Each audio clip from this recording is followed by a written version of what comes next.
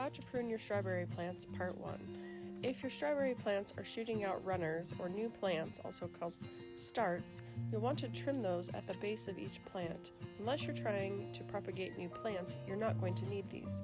These are taking all of the energy from your plants producing fruit.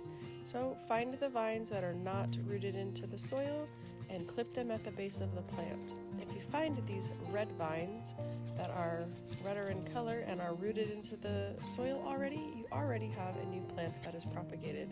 And once it is rooted, you'll want to trim that too. I'll show you that in part 2. Strawberry plants spread really quickly.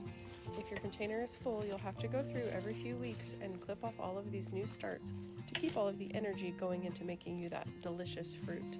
Stay tuned for part 2 and I'll show you how to propagate new plants for a new raised bed.